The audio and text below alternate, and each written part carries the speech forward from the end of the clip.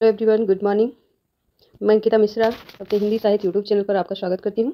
और आप देख रहे हैं BPSC UP TGT PGT class 9, 10 और 11 के लिए ये क्लास है। एंड यूपी टीजीटी पीजीटी के लिए भी महत्वपूर्ण सीरीज़ है ये फ्रेंड। तो आज हम देखेंगे प्रैक्टिस सेट नंबर 13 को। इसके पहले 12 प्रैक्टिस सेट हो चुके हैं। अगर आपने नहीं देखा है तो जाके देख लीजिए। बहुत अच्छे क्वेश्चन का समावेश है, पूरा विस्तार के साथ यहाँ पे दिया जा रहा है फ्रेंड। तो चलिए देखते हैं हम पहला क्वेश्चन। तो चलिए, क्वेश्चन तो आप देख ही रहे हैं। आप लोगों से रिक्वेस्ट है, चैनल को लाइक शेयर सब्सक्राइब कर दीजिए। पहली बार है तो जरूर सब्सक्राइब करें। चलिए देखिए, पहला क्वेश्चन है, शतरंज शतिका कृति के रचनाकार हैं भिखारी, देव, रश्मिदेवी, एक से अधिक या फिर कोई नहीं। तो भिखारी दास हैं, option A is right answer. ये प्रतापगढ़ के अधिपति पृथ्वी सिंह के भाई हिंदूपति सिंह के आश्रम में रहते थे। कौन? भिखारी दास। और इनकी महत्वपूर्ण रचना है रस सारांश। रस सारांश, काव्य निर्णय, काव्य निर्णय, श्रृंगार निर्णय, श्रृंगार निर्णय और शतरंज शतिका आप देख ही रहे हैं। और इनका है छंदोड़ो पिंगल। ठीक है, पूरी रचना यहाँ पे नहीं आ पाएंगी। छंदोड़ो पिंगल। और है इनके शब्द नाम कोश, विष्णु पुराण। ये सारी की सारी रचनाएं किसकी हैं? तो भिखारी दास की हैं। अगला प्रश्न देखेंगे। अगला प्रश्न है, जयशंकर प्रसाद की किस कृति को पहले ब्रजभाषा में तथा बाद में खड़ी बोली में रूपांतरित कर दिया गया? तो पहले ब्रजभाषा में, बाद में खड़ी बोली में। तो प्रेम पथिक, कानन कुसुम, झरना, एक से अधिक। तो फ्रेंड पहले ऑप्शन ए राइट आंसर है। प्रेम पथिक को पहले ब्रजभाषा में, बाद में खड़ी बोली में रूपांतरित कर दिया गया था। Option A is right answer. अगला प्रश्न हम देखेंगे। और प्रश्न यहाँ से देखेंगे। कहाँ से देखेंगे? प्रश्न देखिए, ये कट सा गया है। पश्चिमी हिंदी की सर्वाधिक प्रमुख बोली है, शायद आपको दिख रहा हो नीचे लाइन में। तो पश्चिमी हिंदी की सर्वाधिक प्रमुख बोली क्या है? यहाँ ऑप्शन में देखिए आप, खड़ी बोली है, बुंदेल है, एक से अधिक या फिर कोई नहीं है। ऑप्शन ए भी नहीं है यहाँ पे। तो ऑप्शन ए आप ब्रजभाषा कर लीजिए, ब्रजभाषा। ठीक है, तो पश्चिमी हिंदी की सर्वाधिक प्रमुख बोली क्या है? तो ब्रजभाषा ही है। Option A is right answer है। अगला प्रश्न हम देखेंगे। प्रगतिवाद किसकी कृति है? शिवदान सिंह चौहान, अमृत राय, प्रकाश चंद्र गुप्त, एक से अधिक। तो प्रगतिवाद किसकी कृति है? तो ये शिवदान सिंह चौहान की कृति है। Option A is right answer. Next प्रश्न है, पत्रकारिता के स्तर से निबंध शैली को विकसित करने वाले प्रमुख लेखक हैं? माखनलाल चतुर्वेदी, शिवपूजन सहाय, रामवृक्ष बेनीपुरी।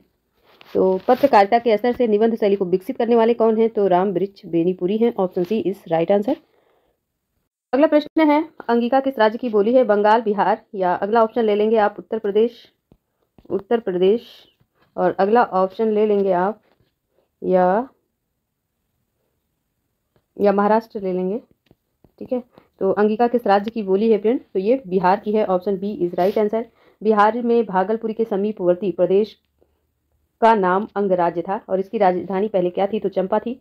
चंपा नगरी आधुनिक भारत में इसका नाम क्या पड़ गया है? तो चंपारण पड़ गया है। अच्छा, रामायण काल से ही यहाँ राजा दशरथ के सखा लोमपाद रहते थे। महाभारत में कर्ण अंग देश का राजा था।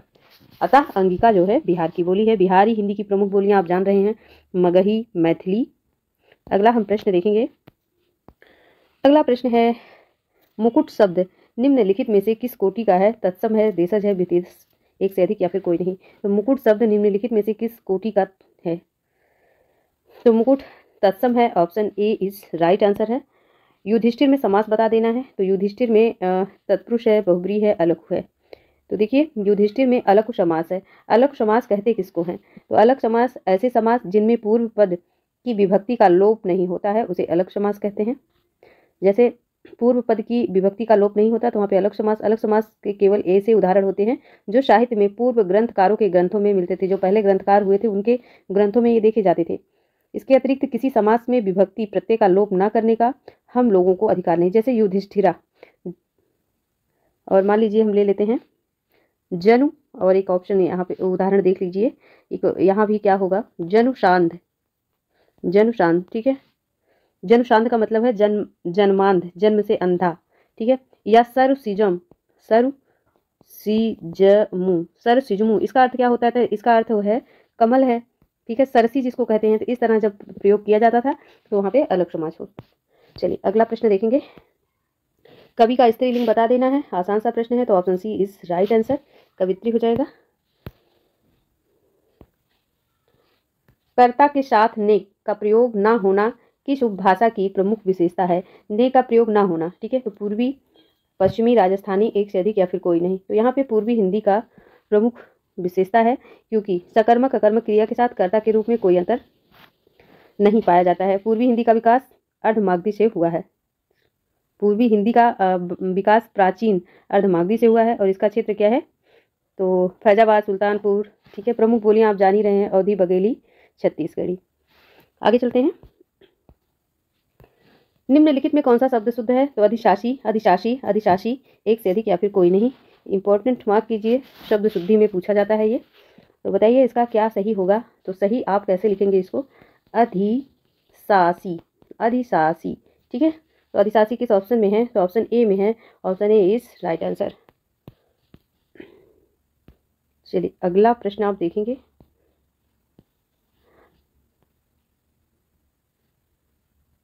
चलिए 12 नंबर का प्रश्न आपको स्किप कर देना है क्योंकि अस्पष्ट नहीं है। तो अगला प्रश्न आप देख लीजिए। निम्नलिखित में कौन सा अल्प विराम चिन्ह है? तो यहाँ पे देखिए कॉमा है, विसर्ग है, फिर कॉमा है, एक से अधिक या फिर कोई नहीं। तो विराम चिन्ह किसी भी भाषा में विचारों की जटिलता, भाव के उतार चढ़ाव, समझे भाषा के तत्व को समझना कठिन है, ठीक है। तो ये चीज़ आप जानते हैं। तो देखिए यहाँ पे पूछा गया है अल्प विराम चिन्ह, ठीक है। तो अल्प विराम चिन्ह तो यही होता है फ्रेंड, ठीक है। ये किस ऑप्शन में है? तो ऑप्शन ये सी में दिख रहा है और आप देख रहे होंगे कि ए में भी दिख रहा है यही। तो ये प्रश्न आपका अशुद्ध है, ठीक है।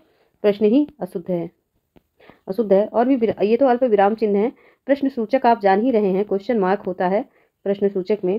विस्मय सूचक आप जान ही रहे हैं, विस्मय सूचक इस तरह से होता है संबोधन चिन्ह की तरह। संयोजक किसको कहते हैं? तो संयोजक डैश की तरह होता है, इसको संयोजक कहते हैं। विवरण चिन्ह भी आप जान रहे हैं। विवरण चिन्ह कैसे दिया जाता है? जैसे आप भाग देते थे इस तरह से। उद्धरण चिन्ह, उद्धरण चिन्ह किस तरह से होता है फ्रेंड? उद्धरण चिन्ह, तो उद्धरण चिन्ह में दोनों ओर कामा लगता है और इसे में इसको इंग्लिश में क्या कहते हैं? इन्वर्टेड कामा कहते हैं। तो चलिए आगे बढ़ते हैं। इस प्रश्न में दो ऑप्शन सेम हैं, तो या तो एक से अधिक लगा दीजिए तो ऑप्शन डी राइट होगा, अन्यथा इसको स्किप कर दीजिए। तो चलिए 14 नंबर का क्वेश्चन आप देखिए। संज्ञाओं के साथ आने वाली विभक्तियों को क्या कहा जाता है? संश्लिष्ट, विश्लिष्ट, श्लिष्ट, एक से अधिक या फिर कोई नहीं। तो संज्ञाओं के साथ आने वाली विभक्तियों को विश्लिष्ट कहा जाता है। Option B is right answer. Next प्रश्न आप देखेंगे। राजशेखर की निम्नलिखित रचनाओं में से कौन सी रचना अधूरी है? तो बाल रामायण, काव्य मीमांसा, कपूर मंजरी, एक से अधिक या फिर कोई नहीं। तो इनकी तीनों रचनाएं इन्हीं की हैं, बाल रामायण, काव्य मीमांसा, कपूर मंजरी, और जिसमें इनकी विद साल मालिका मंजिका पूर्ण है। उनकी अधूरी रचना जो है क्या है? तो वो बाल भारत है। तो इनमें से कोई भी सही नहीं है, बाल भारत है, ठीक है। इनकी अधूरी रचना बाल भारत है। तो option E is right answer हो जाएगा। चलिए बताइए काव्य मीमांसा में कितने सर्ग हैं, कितने अध्याय हैं? तो काव्य मीमांसा में 28 अध्याय हैं, ठीक है, इसको ध्यान दीजिएगा आप। और कपूर मंजरी की भाषा क्या है? खैर ये प्रश्न हमने पहले भी कराया है, तो प्राकृत भाषा में है, ठीक है। और इसको एक नाम से और जानते हैं, सट्टक भी कहते हैं, ठीक है। चलिए आगे बढ़ते हैं और अगला प्रश्न आप बता दीजिए, सबसे इजी। हिंदी भाषा में कितने वचन होते हैं? तो 2 वचन होते हैं, एक वचन और बहुवचन। जबकि संस्कृत भाषा में 3 वचन होते हैं, संस्कृत में 3 होते हैं। अगला देखेंगे प्रश्न, लिंग की दृष्टि से दही क्या है? तो दही फ्रेंड ये पुल्लिंग है। तो और इसमें इकारांत संज्ञा शब्द में आते हैं, ठीक है। तो जैसे आपका दही आपका पुल्लिंग है, जबकि नदी ले लीजिए, रोटी, पाती, टोपी, मिठाई, सगाई, उदासी, चिट्ठी आदि, ये सब जो है स्त्रीलिंग में आते हैं, ठीक है। तो दही, मोती, घी का प्रयोग हमेशा पुल्लिंग में होता है, ठीक है। दही और मोती और घी, घी का प्रयोग जो है ये किसमें होता है? पुल्लिंग में होता है। अगला प्रश्न आप देखेंगे, पंत की पहली रचना बता देना है। तो बीड़ा है, ग्रंथि है, गिरजे का घंटा, एक से अधिक। तो पंत की पहली रचना फ्रेंड गिरजे का घंटा है, option C is right answer. सन इसका 1916 ईस्वी है और बहुत सारी रचनाएं हैं इनकी, उच्छ्वास, ग्रंथ, बीड़ा, पल्लव, गुंजन, परिवर्तन, एक तारा, नौका, ठीक है। चलिए अगला प्रश्न हम देखेंगे। ऐसा लग रहा है इस प्रश्न, इन सारे प्रश्नों को कराया है, तो तो बिल्कुल मुझे लग रहा है कि सारे के सारे क्वेश्चन रिपीटेड हैं। खैर कोई बात नहीं, रिवीजन हो जाएगा आपका। प्रसाद पंत मैथिली शरण नामक निबंध संग्रह किसका है? तो रामवृक्ष बेनीपुरी अज्ञेय दिनकर, एक से अधिक या फिर कोई नहीं। तो ये दिनकर का है friend, option C is right answer. अगला हम प्रश्न देखेंगे, प्रेमचंद कृत किस कृति को प्रतिबंधित किया गया था? करबला, सोजे वतन, निर्मला, एक से अधिक या फिर कोई नहीं। तो प्रेमचंद की किस कृति को प्रतिबंधित किया था? सोजे वतन को। ऑप्शन बी, ब्रिटिश शासकों ने इसे जब्त कर लिया था। अगला प्रश्न हम देखेंगे, आकाश का पर्यायवाची शब्द नहीं है, तो अवनी तो धरती का है, ठीक है। तो कौन सा ऑप्शन राइट होगा फ्रेंड? तो अंबर और नभ तो हो जाएगा। तो क्या पूछा गया? नहीं है ना, तो ऑप्शन ए होगा, क्योंकि अवनी धरती का पर्यायवाची है। अगला प्रश्न आप देखेंगे, अगला प्रश्न है आपका, एक क्वेश्चन छूट रहा है आपका, ये क्वेश्चन है थोड़ा सा लाइट हो गया है। आकाश गंगा काव्य संग्रह किसका है? तो ये राम कुमार वर्मा के है। Option C is right answer. तो राम कुमार वर्मा के और भी काव्य संग्रह है, रूपराशि, नीति, चित्ररेखा, ठीक है। अगला प्रश्न आप देखेंगे, तबियत और अनियर प्रत्यय का प्रयोग होता है करने के अर्थ में, चाहिए के अर्थ में, चुका के अर्थ में, एक से अधिक या फिर कोई नहीं। तो तबियत और अनियर प्रत्यय का प्रयोग कहाँ पर होता है? तो बताइए, तबियत और अनियर प्रत्यय का प्रयोग चाहिए के अर्थ में होता है। Option B is right answer. अगला प्रश्न है, वीर रस का स्थायी भाव पूछा गया है, तो सा होता है, ऑप्शन सी। और वीर रस के 4 भेद भी होते हैं, तो 4 भेद कौन कौन से होते हैं? तो युद्ध वीर, ठीक है, युद्ध वीर, दानवीर, धर्मवीर, और एक वीर कौन होते हैं जो आज की दुनिया में नहीं मिलते? दयावीर, ठीक है। न धर्मवीर दिखाई देते हैं, न दानवीर दिखाई देते हैं। चलिए आगे देखते हैं अगला क्वेश्चन। अगला क्वेश्चन है, नीलोत्पल में समास है, ठीक है। तो अव्ययी भाव तत्पुरुष कर्मधारय, एक से अधिक या फिर कोई नहीं। तो नीलोत्पल में फ्रेंड कर्मधारय समास है। Option C is right answer. और इस समास में, जिस समास में दोनों पद में विशेष या विशेषण, उपमेय अथवा उपमान का संबंध हो और दोनों पदों में एक ही कारक की विभक्ति आए, तो वहाँ पे कर्मधारय समास होता है, ठीक है। चलिए अगला हम प्रश्न देखेंगे फ्रेंड। अगला प्रश्न क्या है?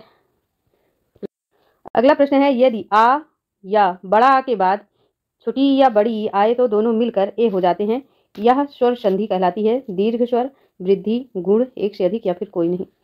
कौन सा ऑप्शन राइट है? तो option friend C is right answer है। यहाँ पे गुण स्वर संधि होती है। अगला प्रश्न देखते हैं, राष्ट्र की भाववाचक संज्ञा पूछा है, तो राष्ट्रीय हो जाएगा। Option B is right answer.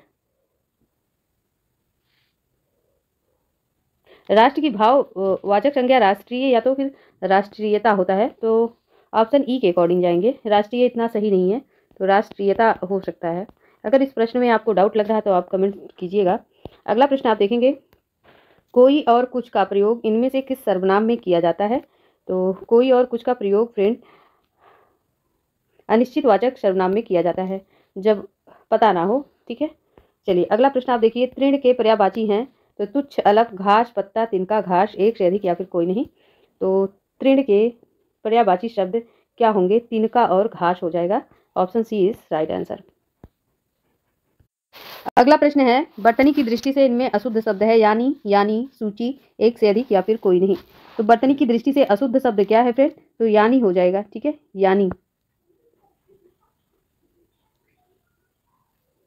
यानी हो जाएगा, क्योंकि यहाँ पे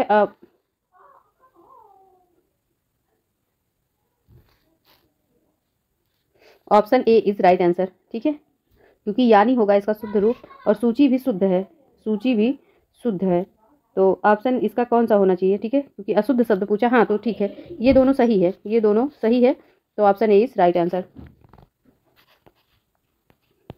चलिए अगला प्रश्न हम देखेंगे, निम्नलिखित में कौन सा युग्म सही सुमेलित नहीं है? ओझा का उपाध्याय, कपास, करपट, केला, कदली। तो देखिए, कपास का करपट होता है, केला का कदली भी सही है, कपास का तत्सम पूछा है क्या? तत्सम तो नहीं पूछा है। ओझा का तत्सम शब्द उपाध्याय हो जाता है और केला का तत्सम शब्द कदली हो जाता है, जबकि कपास का तत्सम शब्द करपास होता है ना।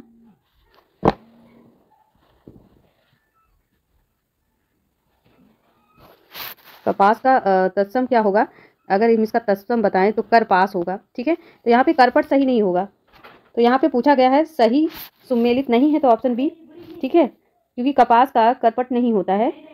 अगर कपास का आप तत्सम बनाएंगे तो कर पास होगा, करपट नहीं होगा, ठीक है। तो ऑप्शन बी राइट आंसर। अगला प्रश्न देखिए, निम्नलिखित शब्द में उपसर्ग बता देना है। लालिमा, पराजय, दशक। तो आसान सा है, option B is right answer. ठंडा लोहा के रचनाकार कौन है? तो धर्मवीर भारती हैं ठंडा लोहा के रचनाकार। और इनकी अन्य रचनाएं अंधायुग, सातगीत, वर्ष, कनुप्रिया, सपना अभी भी, गुनाहों का देवता, चांद और टूटे हुए लोग, बंद गली का आखिरी मकान, ठीक है। अगला प्रश्न है, किसान के रचनाकार कौन है? तो किसान के रचनाकार मैथिली शरण गुप्त हैं।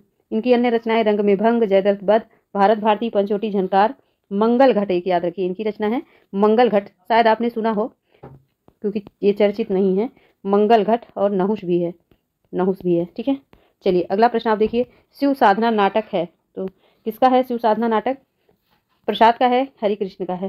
तो ये हरिकृष्ण प्रेमी का है शिव साधना नाटक।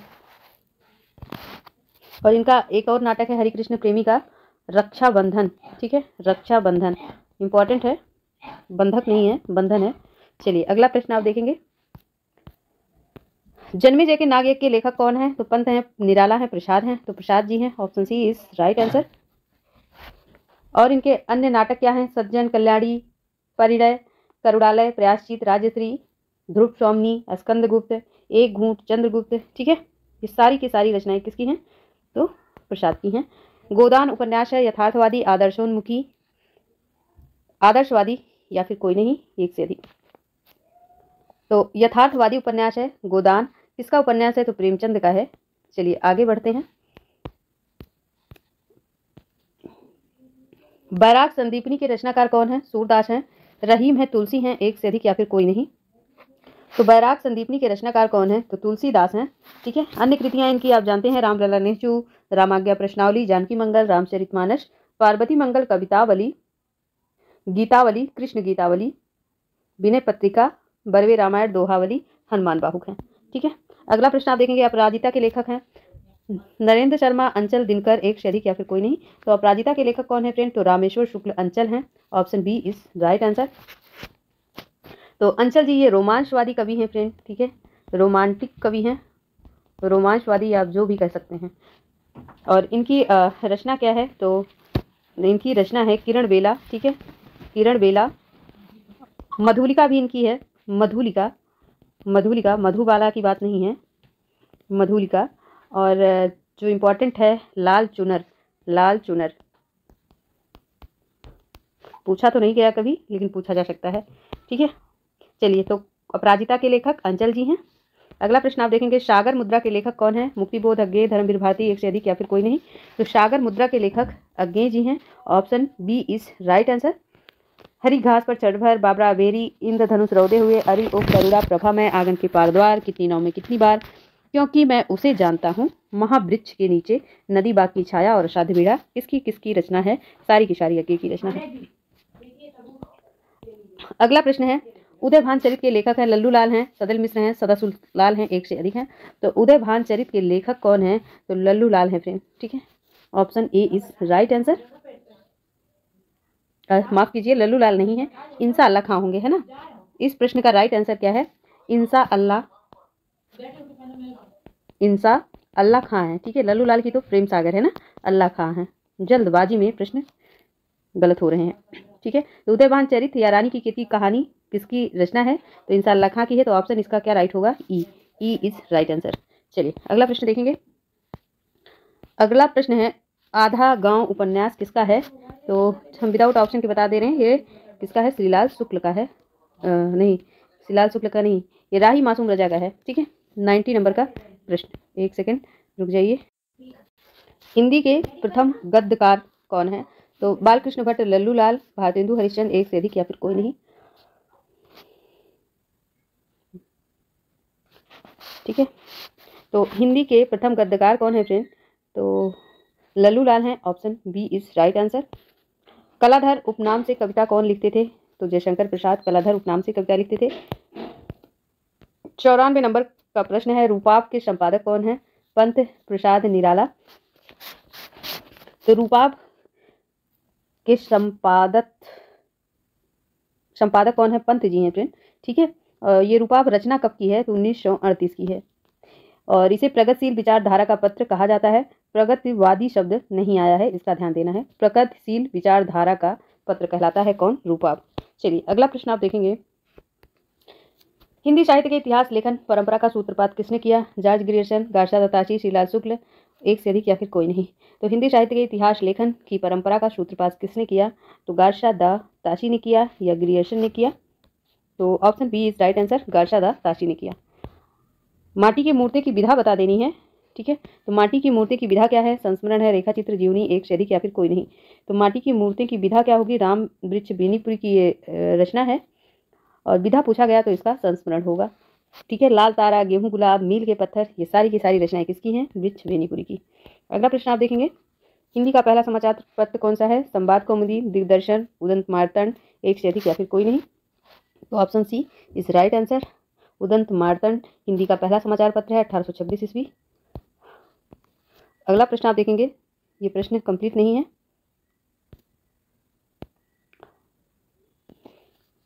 तो देखिए ये प्रश्न है एकदम कुछ मिस्टेक हो ही जा रहा है। तो आचार्य शुक्ल ने किसे हिंदी का पहला उपन्यास माना है? हम यहाँ लिख दे रहे हैं, प्रश्न को ही हम लिख दे रहे हैं। आचार्य शुक्ल ने हिंदी का पहला उपन्यास किसे माना है? ठीक है, हिंदी का पहला उपन्यास किसे माना है? पहला उपन्यास किसे माना है? किसे माना है? तो आपका आंसर क्या होगा? परीक्षा गुरु हो जाएगा, ठीक है। 1882 ईस्वी। रचनाकार कौन है? तो रचनाकार है फ्रेंड्स श्रीनिवास दास, ठीक है। तो इस प्रश्न का उत्तर ये था। खैर चलिए हम आगे बढ़ते हैं, अगले प्रश्न को देखते हैं। बिहारी सस्सई फिरंगे सस्सई नाम से फारसी भाषा में एक टीका लिखी गई जिसके टीकाकार हैं फिराक गोरखपुरी, आनंदीलाल शर्मा, अमित खुसरो, एक से अधिक या फिर कोई नहीं। तो option B is right answer, Anandilal Sharma है। 84 वैष्णव की वार्ता और 252 वैष्णव की वार्ता मूल रूप से है जीवन वृत्त, कथा, कहानी, आत्मकथा, एक से अधिक या फिर कोई नहीं। तो 84 वैष्णव की वार्ता, 200 वैष्णव की वार्ता गोकुलनाथ द्वारा लिखित कृष्ण भक्त कवियों का ये क्या है? जीवन वृत्त है। Option A is right answer. अगला प्रश्न है, महावीर प्रसाद द्विवेदी ने सरस्वती के संपादन का उत्तराधिकार अपने पश्चात किसे सौंपा था? ये इंपॉर्टेंट प्रश्न हो सकता है आपके लिए। तो गया प्रसाद शुक्ल, पंडित गौरीदत्त, जगदम्बा प्रसाद मिश्र, एक से अधिक या फिर कोई नहीं। तो option E is right answer, कोई नहीं है इसमें। केशव कहीं ना जाए का कहिए यह प्रसिद्ध पंक्ति किस काव्यकृत से उद्गृत है? सुरसरावली, सूरसागर, कृष्ण गीतावली। तो फ्रेंड ये भी option E is right answer है, किसी से ये काव्यकृति उद्धृत नहीं है, ये एक उक्ति है तुलसीदास की। अगला प्रश्न आप देखेंगे, धूमिल का पूरा नाम बता देना है। गोरख पांडे, सुधाकर पांडे, सुदामा पांडे। तो सुदामा पांडे धूमिल के नाम से जाने जाते हैं, ठीक है, ऑप्शन सी। अगला प्रश्न देखेंगे, इनमें से कौन ललित निबंधकार नहीं है? तो हजारी प्रसाद द्विवेदी, रामचंद्र शुक्ल, कुबेर नाथ राय। तो रामचंद्र शुक्ल ये ललित निबंधकार नहीं है, option B is right answer है, क्योंकि रामचंद्र शुक्ल ये आलोचक के रूप में थे, है ना। और चिंतामणि इनके निबंध हैं, भाग 1 और 2। पहला भाग चिंतामणि का विचार बीथी के नाम से था और इसका संकलन इन्होंने खुद ही किया था, ठीक है। और चिंतामणि भाग 3 का संकलन किसने किया? नामवर सिंह ने किया था। खैर इसको छोड़िए अभी। अगला प्रश्न देखिए, तीसरी कसम फिल्म किस लेखक की कहानी पर बनाई गई? तीसरी कसम। तो ऑप्शन यहाँ पे देखेंगे आप, प्रेमचंद, फणीश्वरनाथ रेणु, चंद्र शर्मा गुलेरी, एक से अधिक या फिर कोई नहीं। तो friend option B is right answer है, तीसरी कसम फणीश्वरनाथ रेणु की कहानी पर फिल्म बनाई गई। अगला प्रश्न है, बामन दास किस उपन्यास का पात्र है? गोदान, पति परिकथा, बलशनामा, एक से अधिक या फिर कोई नहीं। तो बामन दास तो मैला आंचल उपन्यास का पात्र था, ठीक है, मैला आंचल। तो option E is right answer है और इसमें पूर्णिया जिले के मेरीगंज स्थान को कथानक क्षेत्र बनाया गया था मैला आंचल में। अगला प्रश्न आप देखेंगे, क्या भूलूं क्या याद करूं किसकी आत्मकथा है? कुबेरनाथ राय, हरिवंश राय बच्चन, महादेवी वर्मा, एक से अधिक या फिर कोई नहीं। तो क्या भूलूं क्या याद करूं ये किसकी आत्मकथा है? तो ये हरिवंश राय बच्चन की आत्मकथा है। अगला प्रश्न है, रामधारी सिंह दिनकर को किस काव्य कृति पर ज्ञानपीठ पुरस्कार प्राप्त हुआ? उर्वशी, कुरुक्षेत्र, सामधेनी, एक से अधिक या फिर कोई नहीं। तो उर्वशी, ठीक है, option A is right answer. Urvashi पर इन्हें ज्ञानपीठ पुरस्कार मिला। अच्छा, किस पर इन्हें साहित्य अकादमी पुरस्कार मिला, ये आप कमेंट कर दीजिए, ठीक है। अगले प्रश्न को हम देखेंगे, बाणभट्ट की आत्मकथा है, एक नाटक है, एक आत्मकथा, एक जीवनी, एक से अधिक या फिर कोई नहीं। तो बाणभट्ट की आत्मकथा क्या है? यह आत्मकथा ना होकर ये एक उपन्यास है फ्रेंड, ठीक है, जो कि ऑप्शन में ही नहीं है। तो option E is right answer. किसका उपन्यास है? तो ये हजारी प्रसाद द्विवेदी द्वारा लिखित उपन्यास है और इसमें कथा वस्तु बाणभट्ट की कादम्बरी और हर्षचरित से लेकर लिखा गया है, इसको भी आप ध्यान देंगे। और अन्य उपन्यास इनके चारूचंद्र लेख, पुनर्नवा, अनामदास का पोथा, बाणभट्ट की आत्मकथा, ठीक है। अच्छा, कब प्रकाशित हुआ था ये बाणभट्ट की आत्मकथा? तो 1946 ईस्वी में। चलिए अगला प्रश्न हम देखेंगे, कवि बचन सुधा थी, तो एक कविता प्रतियोगिता, एक पत्रिका, एक नाटक प्रतियोगिता, एक से अधिक या फिर कोई नहीं। तो कवि बचन सुधा एक पत्रिका तो थी, ठीक है, option B is right answer.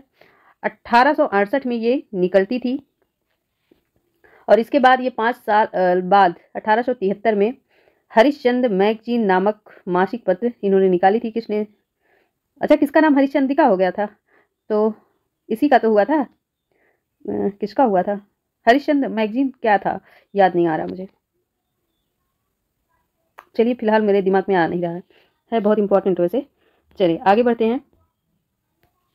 Mahavir Prasad Dwivedi ने सरस्वती पत्रिका का संपादन शुरू किया था 1900, 1901, 1903। तो 1903 से फ्रेंड 1920 तक इन्होंने संपादन कार्य किया था। तो ऑप्शन सी, ठीक है, 1903 में शुरुआत की थी। और इनकी महत्वपूर्ण काव्य रचनाएं काव्य मंजूषा, कान्यकुब्ज, अबला बिलाप, ठीक है, और अनधिक रचनाएं गंगा लहरी, ऋतु तरंगणी, कुमार शंभोम सार, जो कि बहुत महत्वपूर्ण है।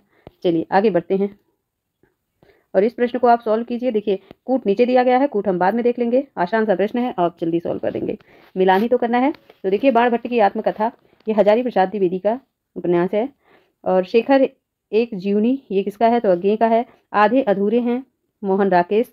संस्कृत के 4 अध्याय आप दिन में पढ़ लेंगे, ठीक है। चलिए आगे बढ़ते हैं। अगला प्रश्न है, प्रेमचंद की अंतिम कहानी थी ईदगाह, कफन, ठाकुर का कुआं, एक से अधिक या फिर कोई नहीं। तो प्रेमचंद की अंतिम कहानी कफन थी, ठीक है, 1936 में लिखी गई थी और यह प्रेमचंद के मृत्यु के बाद ही प्रकाशित हुई। और ईदगाह बड़े घर की बेटी 1936 से पहले लिखी गई थी, है ना। चलिए अगला प्रश्न हम देखेंगे, ज्ञानपीठ पुरस्कार से सम्मानित नहीं किए गए कवि हैं? तो रामधारी सिंह दिनकर, जयशंकर प्रसाद, सुमित्रा नंदन पंत। तो क्या होगा इसका ऑप्शन? राइट, तो option B is right answer. क्योंकि देखिए रामधारी सिंह दिनकर को तो मिला था उर्वशी पर ज्ञानपीठ पुरस्कार, साहित्य अकादमी भी मिला था और सुमित्रा नंदन पंत को तो कला और बूढ़ा चाँद के लिए मिला ही था, है ना। चलिए आगे बढ़ते हैं। इनमें से किस कवि की प्रेमिका का नाम सुजान था? रसखान, बिहारी, घनानंद, एक से अधिक या फिर कोई नहीं। तो घनानंद की प्रेमिका का नाम सुजान था, जो कि एक गणिका थी फ्रेंड, और इस शब्द का इन्होंने अपनी कविता में बार बार प्रयोग भी किया है। तो कई लोग तो मानते हैं इन्होंने कृष्ण भगवान की भक्ति की है और कई लोग तो उस वेश्या के लिए, उनकी प्रेयसी के लिए इस शब्द का जिक्र मानते हैं, ठीक है। तो चलिए आगे बढ़ते हैं।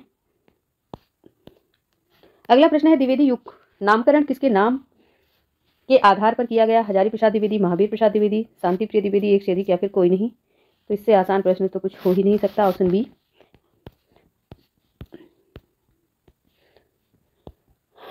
117 नंबर का प्रश्न, हिंदी साहित्य इतिहास लिखने वाले प्रथम लेखक का नाम बता देना है। तो रामचंद्र शुक्ल हैं, गारशादा ताशी हैं, शिव सिंह सेंगर हैं। तो हिंदी साहित्य का इतिहास लिखने वाले प्रथम लेखक का नाम गारशादा ताशी है। प्रथम प्रयास किसने किया? गारशादा ताशी ने किया था। अगला प्रश्न आप देखेंगे, आचार्य रामचंद्र शुक्ल के अनुसार हिंदी साहित्य के आदिकाल की सीमा बता देनी है। आचार्य रामचंद्र शुक्ल के अनुसार आदिकाल की समय सीमा क्या है? तो 1550 से 1375, ठीक है, और 1375 से 1700 तो ये भक्ति काल मांगते हैं, भक्ति काल का समय, ठीक है। और रीतिकाल का समय कब मानते हैं शुक्ल जी? तो रीतिकाल का तो ये मान लेते हैं 1700 से 1900 तक का समय, ठीक है। 1700 से 1900 का समय ये भक्ति काल मान लेते हैं, और 1900 के बाद का समय ये क्या मान लेते हैं? आधुनिक काल मान लेते हैं, है ना। तो ऑप्शन क्या राइट होगा? C, option C is right answer. अगला प्रश्न आप देखेंगे, पंडित चंद्रशेखर शर्मा गुलेरी को किसको, फिर से देखेंगे प्रश्न को। एक्चुअली थकान की हो जाती है, मुंह से आवाज़ नहीं निकलती, एक्चुअली ये बात सच है कि आज हमें कुछ दिक्कत हो रही है बोलने में, तो कोऑपरेट कीजिएगा प्लीज़। देखिए, पंडित चंद्र शर्मा गुलेरी ने किसको पुरानी हिंदी का प्रथम कवि स्वीकार किया है? शरहपाद, स्वयंभू, राजा मुंज, एक से अधिक या फिर कोई नहीं। तो पंडित चंद्र शर्मा गुलेरी ने पुरानी हिंदी का प्रथम कवि राजा मुंज को स्वीकार किया। Option C is right answer. इनका समय क्या माना जाता है? तो 10वीं शताब्दी इनका समय माना जाता है, ठीक है। चलिए आगे बढ़ते हैं। अगला प्रश्न है, नवीन रिपोर्ताज की परंपरा किस रचना से आरंभ होती है? तो लक्ष्मी, पुरा, तूफानों के बीच, बंगाल का अकाल, एक से अधिक या फिर कोई नहीं। तो रिपोर्ताज का विकास महायुद्ध के बाद हुआ है, ठीक है। तो नवीन रिपोर्ताज की परंपरा तो शिवदान सिंह चौहान की लक्ष्मीपुरा से मानी जाती है। तो option A is right answer. अगला प्रश्न आप देखेंगे, किस रासो ग्रंथ को आल्हा खंड के नाम से जाना जाता है? तो चंद्र बरदाई का पृथ्वीराज रासो, नरपतनाल का बीसलदेव रासो, जगनिक का परमाल रासो, एक से अधिक या फिर कोई नहीं। तो किस रासो ग्रंथ को आल्हा खंड के नाम से जाना जाता है? तो जगनिक का परमाल रासो, ऑप्शन सी। और अगला प्रश्न है, गूंगे का गुड़, शायद आपने सुना हो कभी मुहावरा, गूंगे का गुड़ मुहावरा का अर्थ क्या है? बहुत मीठा, भूख लगना, बात बिगाड़ना, एक से अधिक या फिर कोई नहीं। तो ऑप्शन ई इज राइट होगा, क्योंकि गूंगे का जो गुड़ है वो अव्यक्त अनुभव है, क्योंकि वो अपना अनुभव व्यक्त नहीं कर सकता, ठीक है। अव्यक्त अनुभव कह नहीं सकता है, ठीक है। अगला प्रश्न आप देखेंगे, निम्नलिखित में से अष्टछाप के अंतर्गत न पढ़ने वाले कवि का नाम है? कुंभनदास, सुंदरदास, नंददास, एक से अधिक या फिर कोई नहीं। तो अष्टछाप के अंतर्गत न पढ़ने वाले कवि का नाम क्या है? सुंदरदास है, option B is right answer. और सुंदरदास कौन थे? तो ये दादू दयाल के शिष्य थे, याद रखना है, दादू दयाल के शिष्य थे, ये शिष्य थे कौन? सुंदरदास। और संत परंपरा में सबसे सुशिक्षित माने जाते हैं। ज्ञान समुद्र, सुंदर विलाप इनकी रचनाएं हैं। आगे बढ़ते हैं, कुंभनदास को तो आप जान ही रहे हैं। अगला प्रश्न आप देखेंगे, अगला प्रश्न है, खड़ी बोली का प्रथम महाकाव्य। तो खड़ी बोली का प्रथम महाकाव्य क्या है? खड़ी बोली का, यही प्रश्न है, खड़ी बोली का प्रथम महाकाव्य अगर पूछा जाए तो प्रिय प्रवास है फ्रेंड, ठीक है। प्रिय प्रवास है, प्रिय प्रवास है ना। 1914 ईस्वी। पहले इसका नाम ब्रजांगना विलाप रखा था हरिऔध ने, लेकिन महावीर के कहने से इन्होंने प्रिय प्रवास रख दिया, ठीक है। हरिऔध रचनाकार हैं और यह खड़ी बोली का प्रथम महाकाव्य है। चलिए आगे बढ़ते हैं। फिर दो प्रश्न अच्छा है यहाँ पे।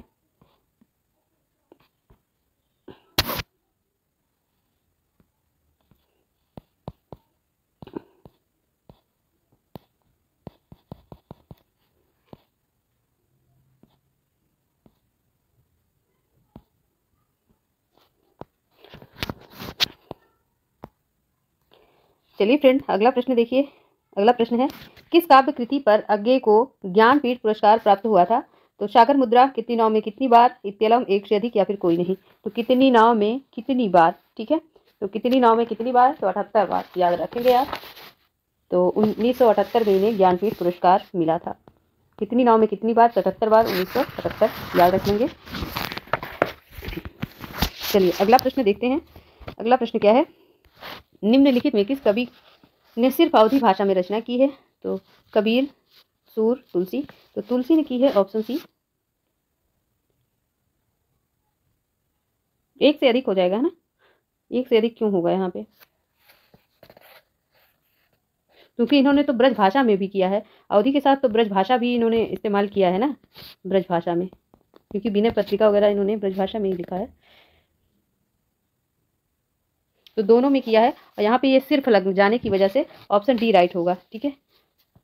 डी नहीं बल्कि ई राइट होगा। तो option E is right answer है। क्योंकि सिर्फ अवधी भाषा में किसी ने रचना नहीं की है। अगला प्रश्न आप देखेंगे, अधिकांश साहित्य इतिहासकारों के अनुसार हिंदी के प्रथम कवि हैं। कबीर हैं, सूर हैं, सरह हैं, एक से अधिक हैं या फिर कोई नहीं। तो अधिकांश साहित्यकारों के अनुसार हिंदी के प्रथम कवि तो शरहपा या शरहपाद माने जाते हैं। और डॉक्टर नगेंद्र द्वारा संपादित हिंदी साहित्य के इतिहास में शरहपाद को हिंदी का पहला कवि भी माना गया है। समय इनका क्या है, तो समय इनका सातवीं है। ठीक है, 8वीं में तो स्वयंभू है ना। दोहा पदों की शैली में इन्होंने रचनाएं की हैं।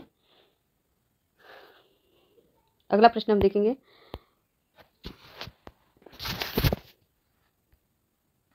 खड़ी बोली का हिंदी में सर्वप्रथम रचना करने वाले कवि कौन है? जायसी, अमीर खुसरो, विद्यापति, एक से अधिक या फिर कोई नहीं। तो अमीर खुसरो है, option B is right answer. 1253 ईस्वी में उत्तर प्रदेश के एटा जिले में इनका जन्म हुआ था। खालिक बारी हालात कहलहया नजरान हिंदी इनकी रचना है। अगला प्रश्न है, जब उपमेय में उपमान की संभावना प्रकट की जाए तो क्या होता है? उपमा, रूपक, दीपक, एक से अधिक या फिर कोई नहीं। तो जब उपमेय में उपमान की संभावना व्यक्त की जाए, ठीक है, संभावना व्यक्त की जाए तो वहां पे उत्प्रेक्षा अलंकार होता है। ठीक है, तो ऑप्शन ई करेक्ट। अगला प्रश्न देखेंगे, नाथ संप्रदाय में हठ योग का क्या अर्थ है? कठिन साधना, अड़िग योग साधना, हा का अर्थ सूर्य, ठा का अर्थ चंद्र, दोनों का योग, एक से अधिक, कोई नहीं। तो गोरखनाथ के हठ योग का उपदेश जो है, हा का अर्थ सूर्य, ठा का अर्थ चंद्र, ऑप्शन सी। ठीक है,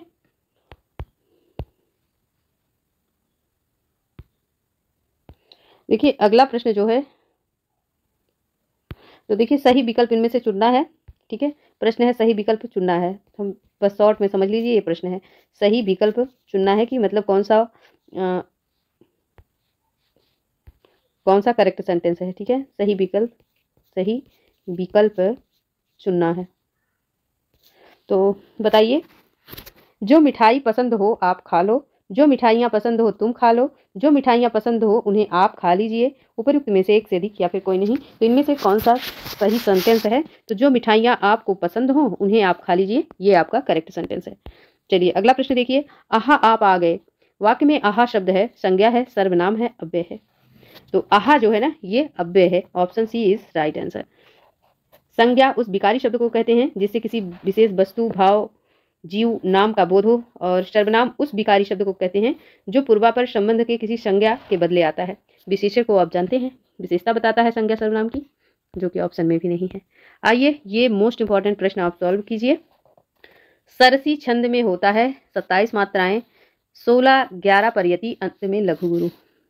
28 मात्राएं 16-12 पर यति, अंत में लघु गुरु। 28 मात्राएं 16-12 पर यति, अंत में लघु गुरु, एक से अधिक या फिर कोई नहीं। तो सबसे पहले आप जान लेंगे फ्रेंड कि सरसी छंद में प्रत्येक चरण में 27 मात्राएं होती हैं। तो 27 जिसमें लगा होगा वही आपका करेक्ट ऑप्शन है।